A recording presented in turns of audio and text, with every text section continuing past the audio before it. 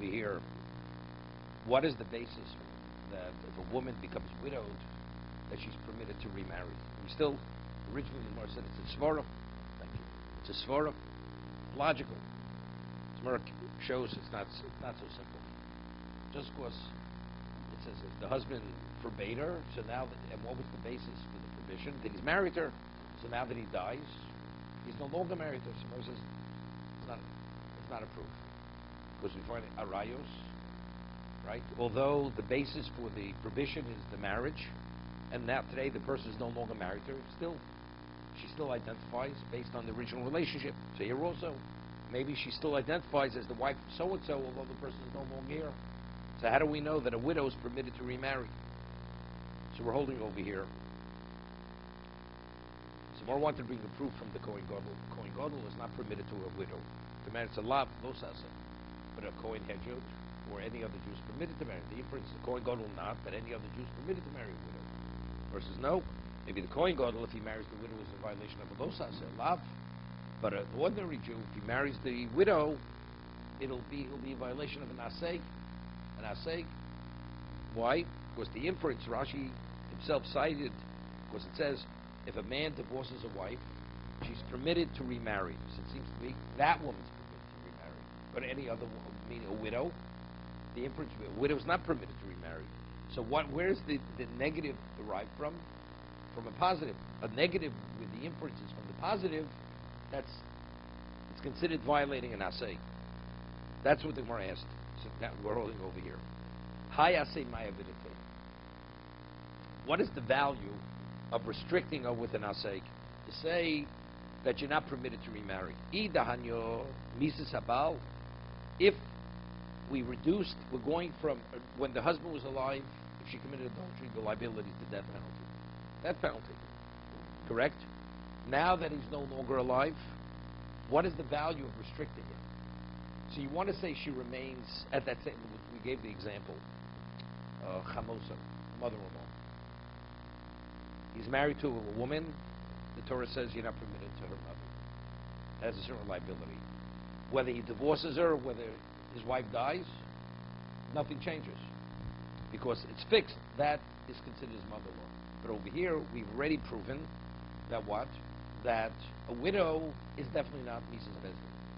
So we've gone from death penalty to a law for a Kohen Gadol. Now you tell me, for any other Jew, it's an asay. What's the value of an asay? Kohen Gadol, you say, he's at a special level. He should not marry even a widow.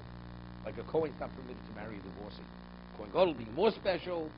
Even the almana, even the widow is not permitted to marry. But an ordinary Jew, why shouldn't he be able to marry the widow? What's the value of restricting it? Once we see she's no longer in the original classification, the Torah should permit her totally. That's what Gemara is asking. If in fact the death of the husband doesn't change things, she should remain in the original status, like an arayos, like an erva. So what's this interim type of state? Either totally permitted or totally forbidden. What is that?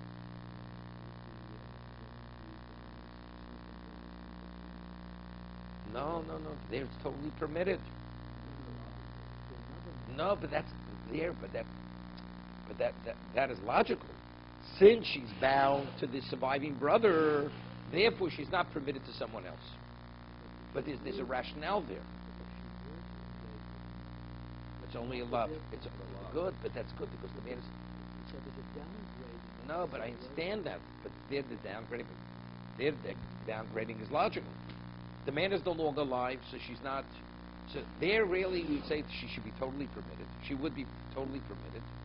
So why isn't she not fully permitted? Because she's bound to the brother to perpetuate his name.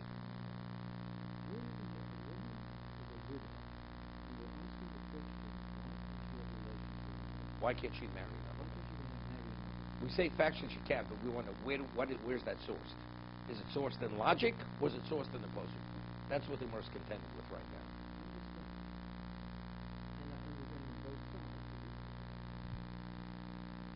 It's exactly the same question that we have with the woman who is The Husband. husband is dead. Husband dies childless. The husband dies. Right? She has childless too. No, she could have children from another marriage. No. The husband dies too. Correct. It's exactly the same. How do we know How do we know what?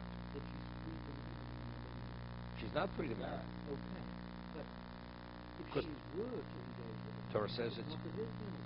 But why is it not the death Because penalty? of the downgrading, but there is still time. No, but there is a reason why there's a downgrading. So from there you would say, why is there a downgrading? Because really she would be permitted. She should really be permitted. She would be permitted. However, because the name has to be perpetuated by the surviving brother, that's what we don't permit it. You would say that, then you would say that in this case. Wait, it's the same question. What you're saying is the same thing as the Gemara is saying. The Gemara doesn't have to bring that. The Gemara is addressing the issue directly, head on. If, in fact, we see her status has changed and she's reduced from the married woman. So we're differentiating between a widow and a mother-in-law. Correct? We're making differentiation. The provision of the mother-in-law remains in place regardless whether the son-in-law is still a son-in-law or not the son-in-law. She's still classified as that original status. But here we see the definition change. There is no death penalty. So if the Torah has changed her classification, why should it limit it at a lesser level? It should be totally prohibited. And if you want to say she remains the wife of the previous person, so why has the liability changed? Why is it lessened? It should be the original liability. The Gemara is saying the same thing as you're saying, but rather than inferring it from that, let's ask directly the question itself. If she's forbidden, let it be the original provision, such as the erva. And if she's not forbidden, it should be totally permitted. We don't have to go to Yavin to ask the question. It's the same question. Right? You have the same inference. Same inference. Correct. So that's what it says. If the death of the husband is totally irrelevant, we should keep her at her original status, meaning that there's a liability to the death penalty. And since that is not the case, that indicates she's totally permitted.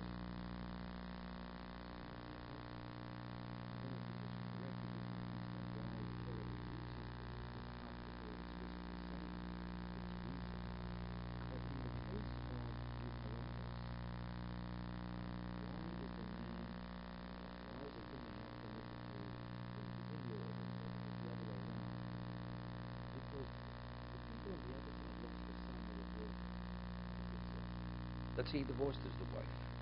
Man divorces his wife. Is he permitted to his mother-in-law? It's not permitted. It's his mother-in-law. Correct. Don't differentiate.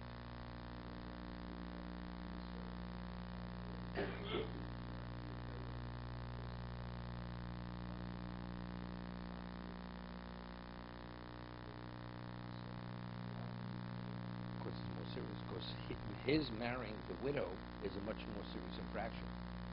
Because he's a holier person. He's holier.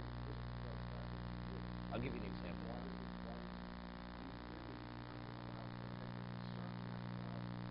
Yeah, but what? Let's talk about it. It's permitted to a hedger. It's not permitted to a mother. Why not? Why we make this differentiation? Because of the status. Wait. Let's start from there.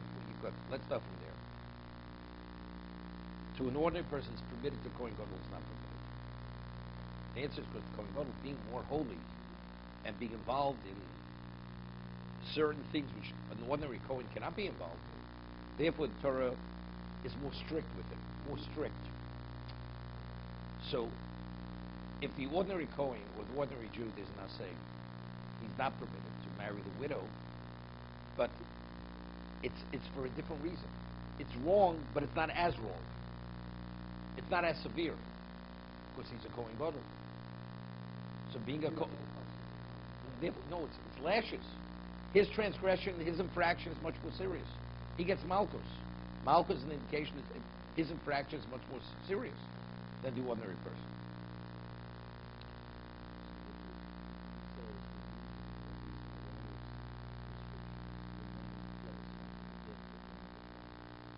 Why? That's what the Torah says.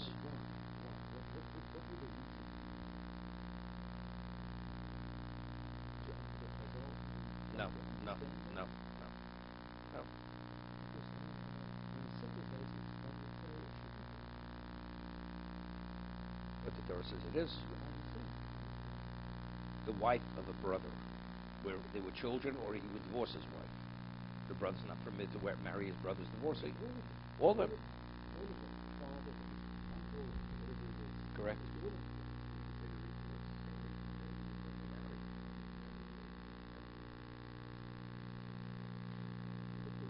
No, it's beyond. It's beyond. I'll give you an example, David. A man is married to a woman. Torah says he's not permitted to marry the sister of his wife. What happens if his wife dies? He's permitted. What's the rationale? You know, it's incestuous as long as she's alive. Once she dies, it's no longer incestuous. If he divorces her, or subsequently she dies, he's permitted to marry the sister. It's only as long as she's alive. What's the rationale? It's what we call a chok. Really, it's something we can't grasp it. We don't understand it.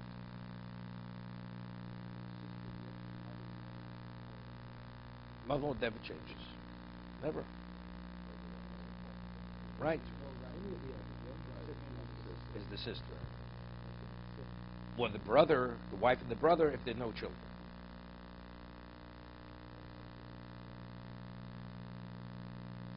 Unless he releases her. Correct? Okay, let's go further. So the Gemara says, logically you would say that if it's being reduced, originally we said logically he prohibited her, the prohibition was the marriage, then he dies, she's released. The Gemara says, no. You see, by Arayos, that's not the case.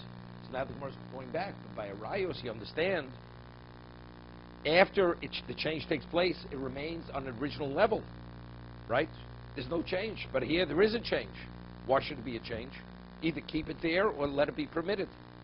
Here, it's very good. Originally, the Gemara says svaro. Why is she not permitted? Because he married her. So now that he's no longer married to her, that's why she's permitted. The Gemara says, no, but I see erva. That's not the case. That although the basis was originally the marriage, and now that the marriage is no longer in place, but the erva remains in place. The Gemara says, yes, but if you tell me that is the reputation of the logic, so but the erva remains the erva. At the same level, why we were reducing the level of liability? So evidently we're differentiating. So why are we differentiating? The answer is because the basis for the prohibition is no longer here. So if it's no longer here, she should be totally permitted.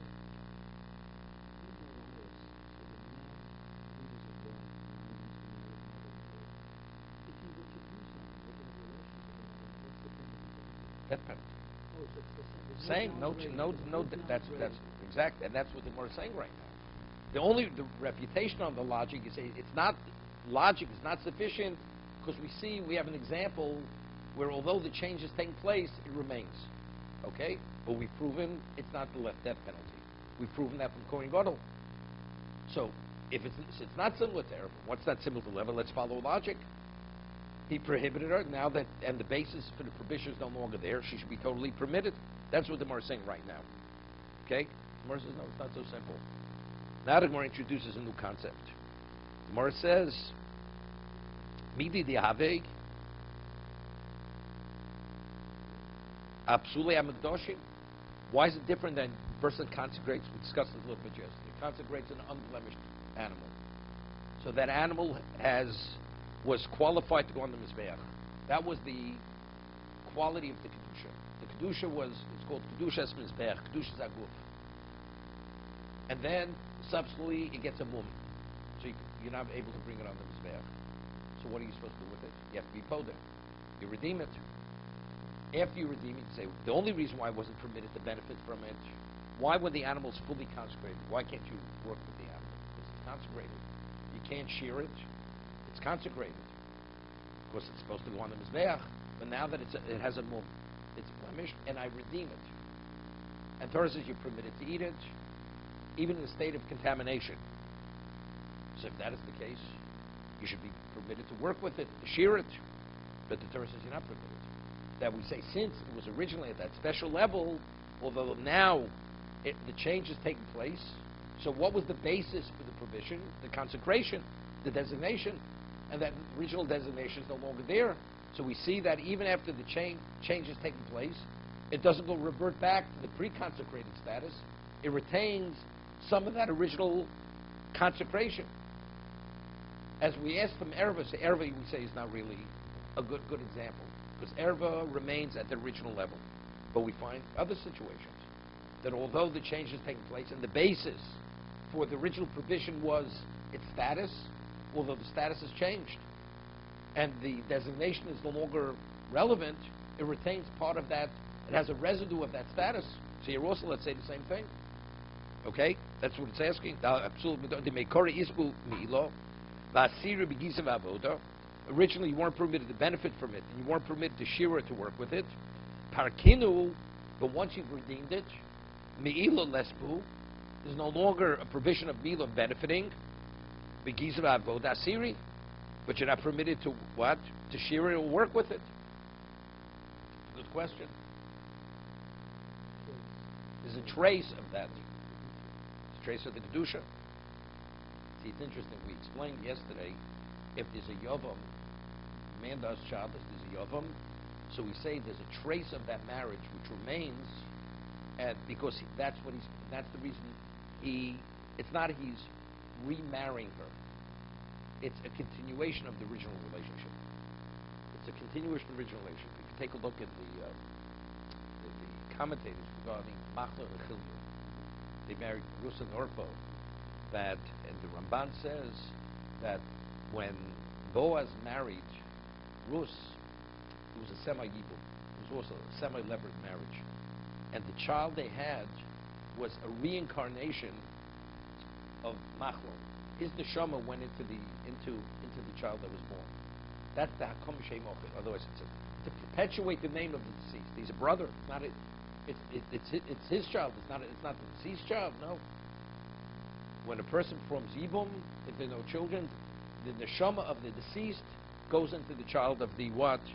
There's a connection into that child, the newborn child. What? Everything by yibum. That's what happens by yibum. By yibum. So I'm saying over here. So, why is there a trace of the marriage? The answer is because it's a continuation of the original marriage. But to reinstate it, to reinstate that marriage, that's be a trace. Because if it's a new marriage, what do we need a trace? But there is a trace. Okay? So it's very similar.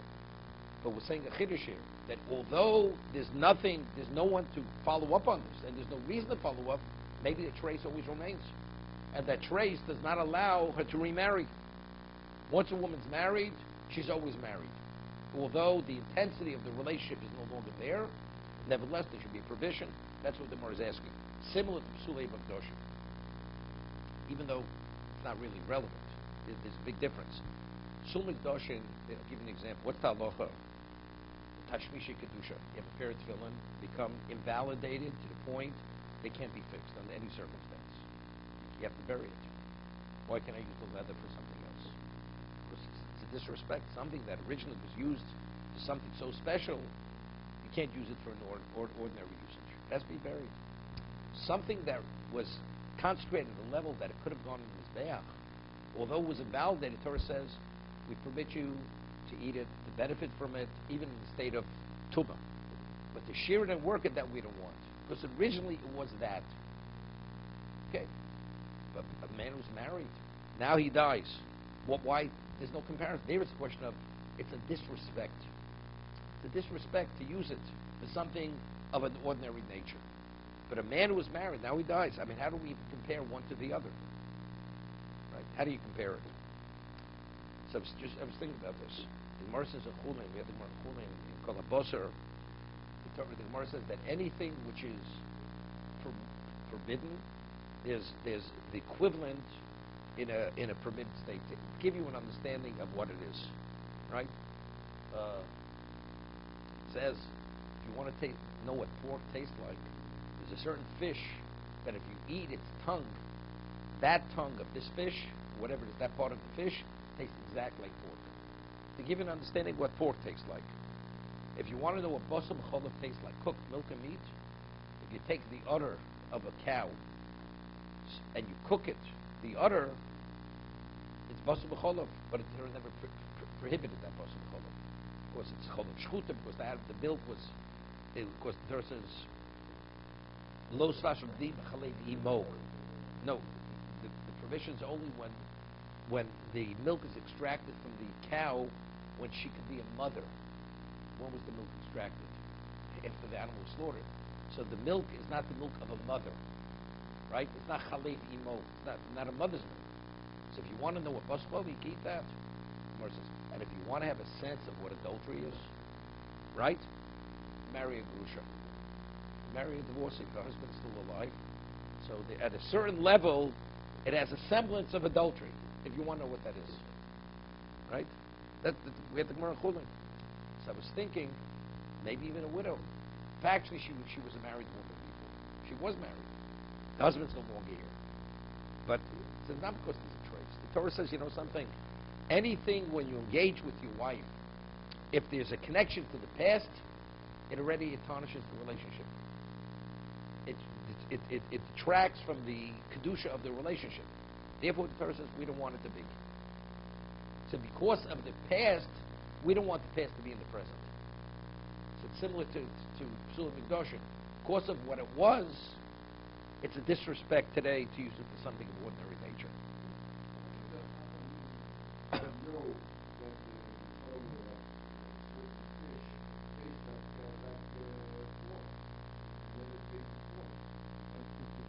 Good question.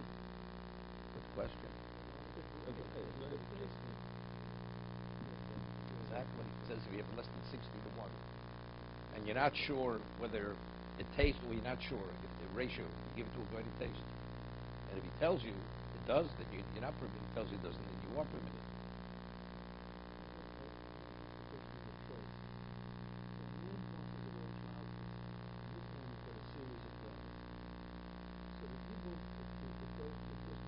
The oldest brother has priority. It's the same trace. And each one is qualified to take over that marriage. So now the first brother declines, and he gives chalitza. Now, once the chalitza is given, it's over. Any brother gives chalitza, she's out. She's out. She's cut loose. She's a free woman to marry. No, it can't. If one, let's say, preempts the other one, he doesn't want his sister-in-law to fall to Yibum, and he does something inappropriate. Gives chalitza. He's ruined it. It's gone. She's for all of them. It's not like one can step No. into the place of the other. No. Okay. Yibum is. He just passes on. No, it's preferable the older brother, but he has a right to pass it. It goes to a younger brother. If they all pass on it, then business is one of you people must give chalitza. No. Right. Right. Now, so with this, how did Boaz perform Yibum? It wasn't real. It wasn't real evil. But if you said if the first man gave chalitza, it's over. He didn't give chalitza. He says he passed on it. He passed on it. He says, I'm not interested. No. He did chalitin. Chalitin he did. That we learned the laws of chalitin from the story of Boaz with his relative. He gave up the right. He gave up the right for chalipin. You have to use a vessel. We use a handkerchief, something. He gave. There's a question. What it says now. It says v'sholap nalo. He took off his shoe. It says he took off his own shoe. Chalitza, the woman, the sister-in-law takes off the shoe of the surviving brother. Yes.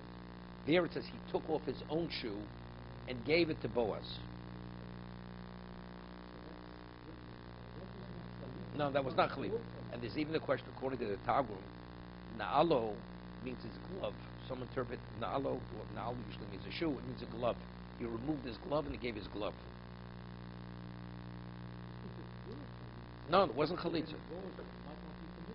It's permitted. It's only a semblance of it, but it wasn't chalitza. It was not chalitza. It was not chalitza. So, It was only between the two of them.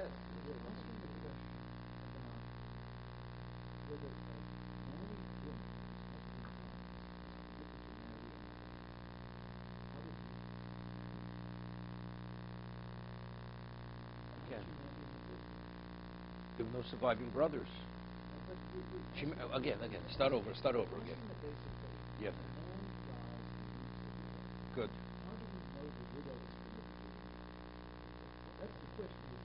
Okay. Who did she remarry? Boaz. To who?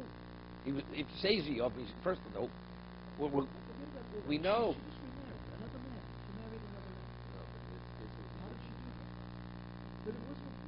What did we? Wait, but Monavshach.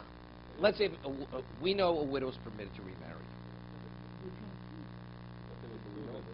It's not a real evil. It wasn't a real evil. No, she was a convert. There's a whole separate. She was married to him as a non-Jewish woman. They weren't even married. No. They married. They were non-Jewish. They were non-Jewish, both of them. They were shiksas. No. They didn't convert. They did not convert. They did not convert. When Rus came back, when she came back to base Lechem Yehuda, has no relevance. Right? Correct.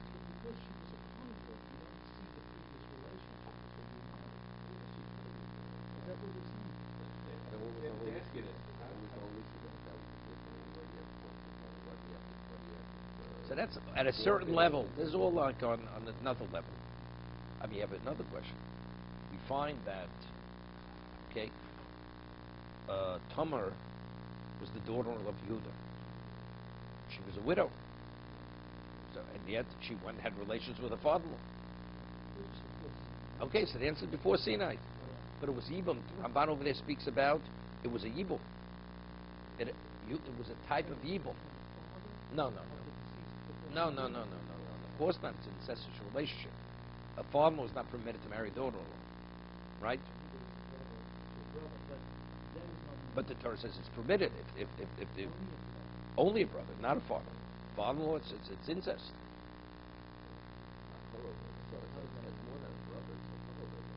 It's a different level. First, it was pre-Sinai. It's not relevant. No. Keshwe Achim Yachtov. It's brothers, only a brother.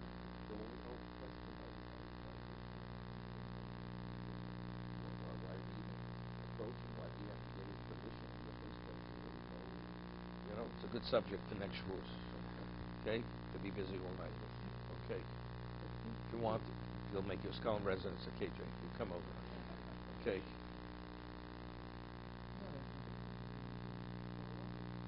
Okay.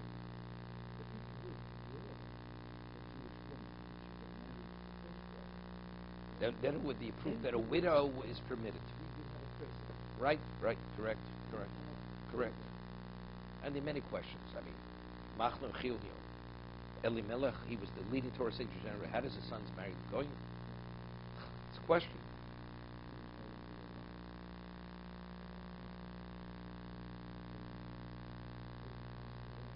He passed away afterwards. No, after his sons married. After his sons married out.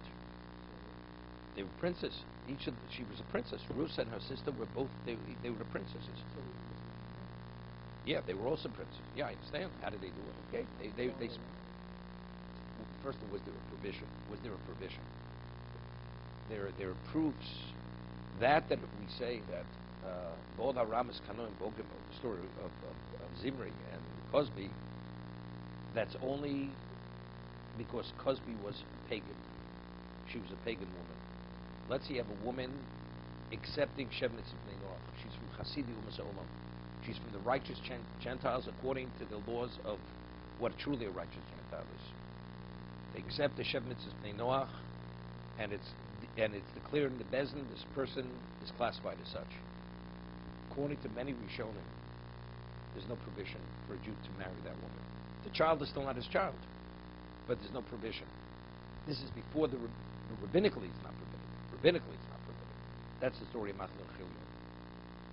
This is pre the rabbinic prohibition, and since Rus was from a Hasidi Umas Olam, because she accepted upon herself the Shevet Tzmei Noach. Therefore, he was permitted to marry her. Or for the same initially. Then she went back. She went back to idolatry. You can't. I mean, because the Chazal, the difficult Chazal say, why did they deserve to die? Because they left Eretz Yisrael. You have to give me a reason. There's not Elimelech, maybe. But what about Machna and Chilio? Right? That's enough reason why they deserve to die. They're marrying out, right? Okay? So this is one of the reasons why they come up with this, that because they were committed to Shevet Tzmei Noach, the Torah provision is not in effect. And this is pre-rabbinic. That's the reason why you need all the other reasons why, because they went to Moab. They left. No. Not women, it's only the male. No. That was the whole thing with David. See, Rashi says in Rus, why did the Ploni Almoni, the relative, why did he turn it down? He says, because he doesn't want to invalidate his progeny. So the Brisker Rav explains, he was concerned, we have a list from Mishmi Sinai. When David originally who was David's antagonist? We have the Gemara, that was Doeg. So when they wanted to appoint him to be king, or when he was taking his son-in-law as a Shaul, he says, it's not permitted. It says, Lo Yovi Moavi Kol Hashem. He's an illegitimate Jew. So they came back and forth, whatever it is, until they were stuck. And they wanted to say that David was illegitimate because he came from Rush, Moabite. Finally, there was a person who testified. His name was something Hayishmael. He was referred to as an Arab. Why? The Gemara says he was referred to as an Arab. This person, he was from Bezdino Shel Shmuel Aramosim. He was part of Shmuel. Shmuel was the carrier of the transmission of what is the tradition. So he says, I testify in the name of Shmuel, Alochim Mishum Sinai, Amoni b'lo Amonis, Moavi b'lo Moavis. And he says, whoever does not accept this ruling, he used to wear his sword, his saber on his waist like an Arab carrier word. I will cut him in half. That's what he said. So that's what Ploni Almoni was concerned, that when his descendant will come into question, they're going to say he's illegitimate. I don't want to be Posel Zari. I don't want to disqualify my progeny. So what do I have to get involved in the headache? Even though today we know it's only the male line, not the female line, but ultimately it's going to be questioned. I prefer not to get involved in a problem. Therefore, I pass. That's how the Brisker Rav learns that Rashi, where he cites Chazal, why he says, I don't want to validate my progeny. He says, I'm not concerned. If that's the halacha, it's going to prevail. To be continued.